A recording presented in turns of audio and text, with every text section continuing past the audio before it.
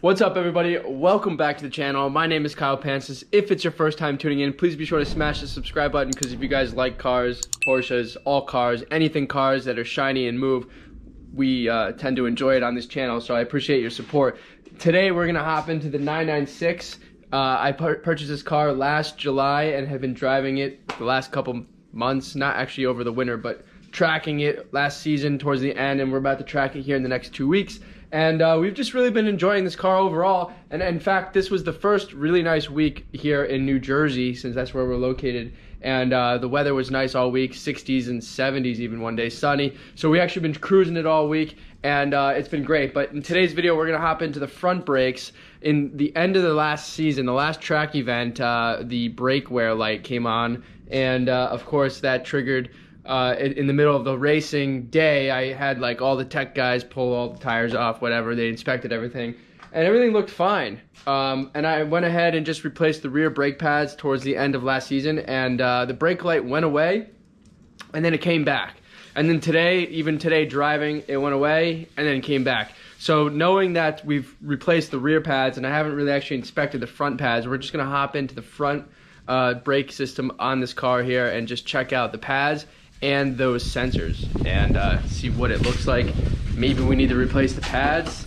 If not, then maybe we can address a loose wire, or maybe clean it or something. So let's hop into it.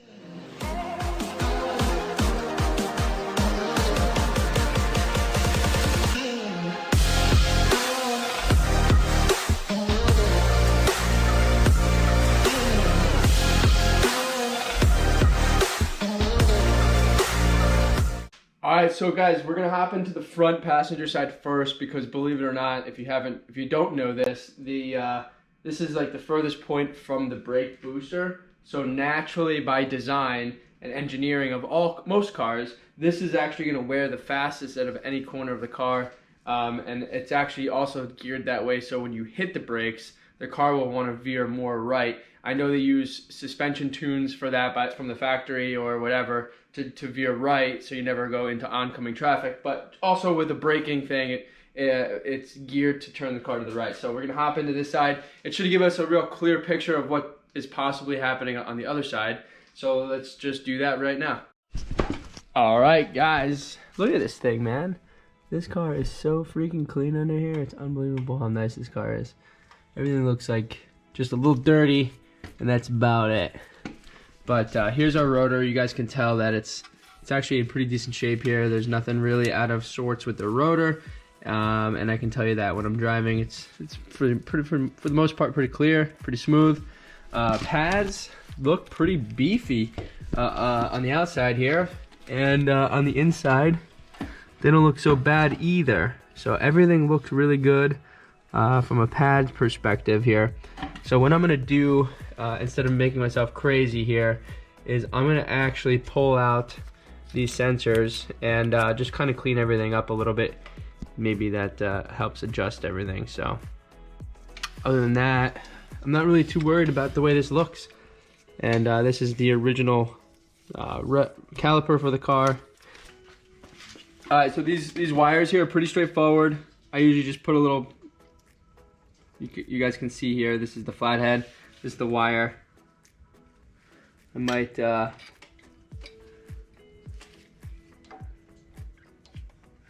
gently pull it out of its spot here.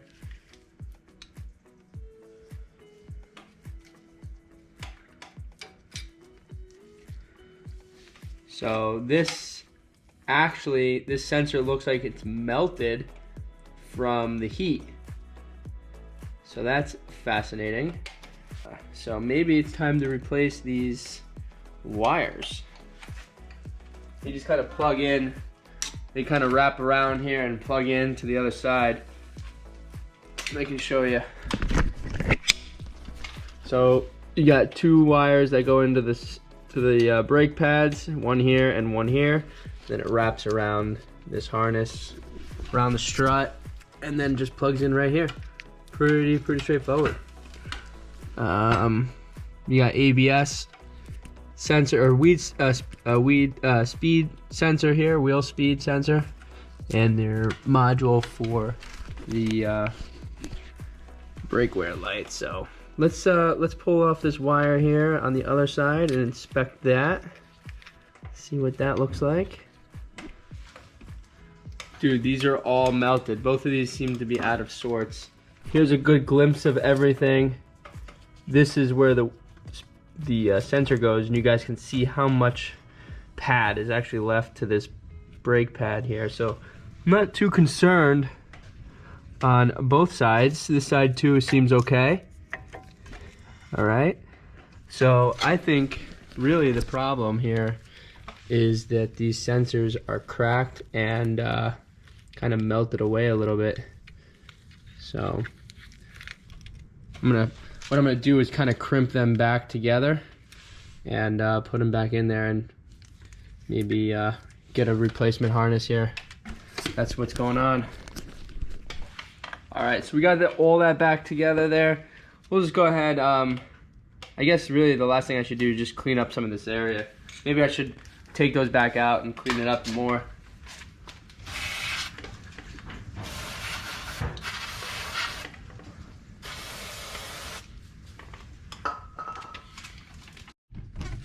All right, we got this side back together here. 100 foot-pounds of torque is what I put on those lug nuts with a torque wrench. So make sure you guys got that if you're doing this yourself. And now we're just gonna move on to this side here. We pretty much broke all the lug nuts free here, and we should be pretty set to go. So same scenario on this side, it looks like, as the other side.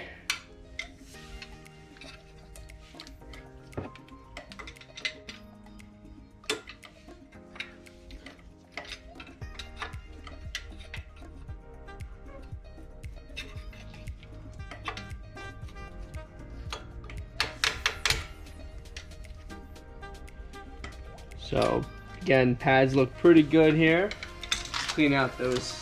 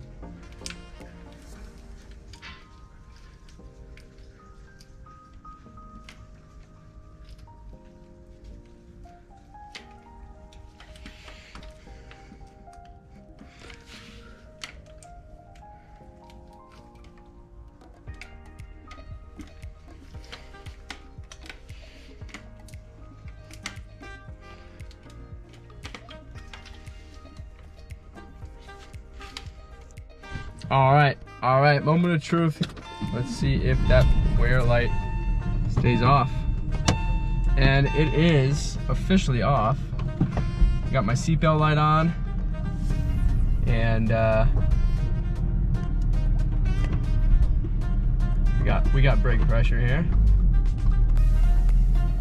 This light turns off as soon as I start driving. Let's start driving. All right, guys, we have no lights now. I suspect that if that light comes back on, we'll change out the harnesses. I don't think they're that expensive. They're probably like 20-30 bucks a pop or something stupid. So not that big of a deal. But in the meantime, I cleaned everything. I checked the pads to make sure they weren't low, which they were far from low. They looked really good actually. And I just, crimped them back together. It seems like maybe the heat expanded them apart or something silly. And put it back in there like you saw, and look at that. Simple things in life that can cost you nothing but a little bit of time on a good Sunday afternoon. And that's what we took care of here on this Porsche. And I am pumped to get to the races in a couple weeks. Not races, but track, because we're not racing. It's just more fun.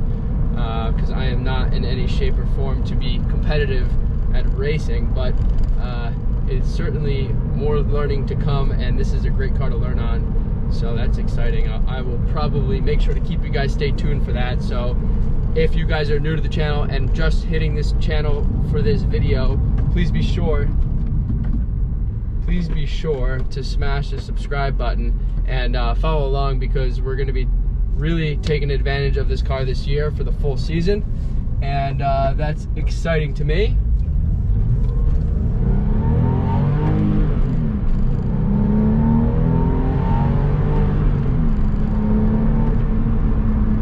And another full little brake here. Brakes feel healthy. So does that suspension. It's probably the best friggin' handling car I've ever. This is by far the best handling car I've ever driven here. And some windy styrofoam in the road here. So yeah, be sure to like, share, subscribe. I hope you guys liked this video. It was a little bit educational for myself, so hopefully you guys provided some content for you guys to learn from, and should be good to go. Follow me at Pancis on Instagram, and I will see you guys next video.